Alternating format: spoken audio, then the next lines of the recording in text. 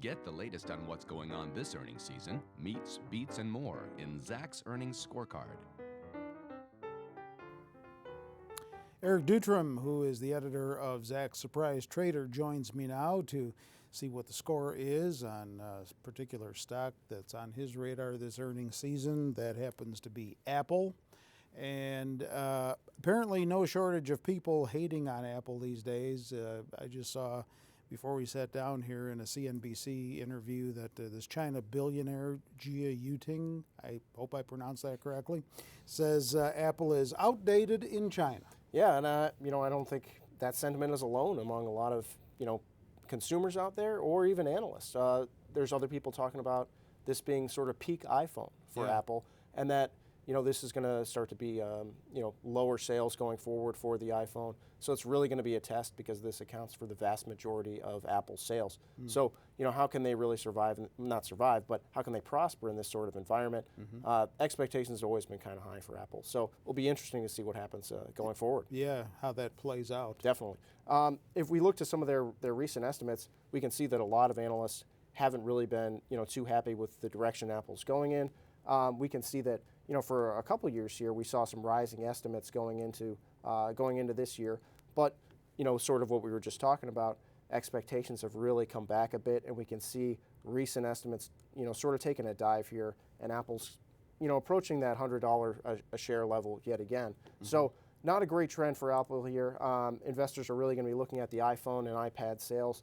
Last year was about 61.17 million for the year ago quarter for iPhones, and then for the iPad 12.6 million. So these are going to be key numbers to watch. Investors should also watch out for the watch.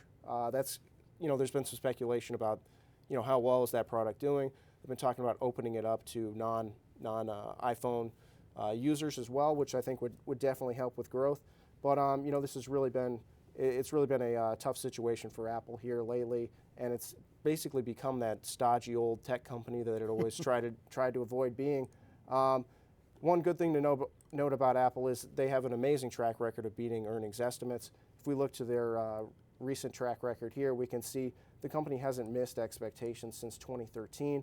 We can see a nice track record of beats coming into this number. They report tomorrow after the bell. We're looking for $1.97 in earnings. It's always important to remember with these tech companies that we use before non-recurring items earnings, and that takes out a lot of it adds in a lot of expenses. So we often have a lower number than what you might see on the street. So definitely something to watch here. Watch the iPhone, the iPad. If we see any news about the car, their Apple car that they supposedly in development, I kind of doubt we'll see anything about that this quarter, but it's really about this idea of the peak iPhone and if Apple can prosper in this environment.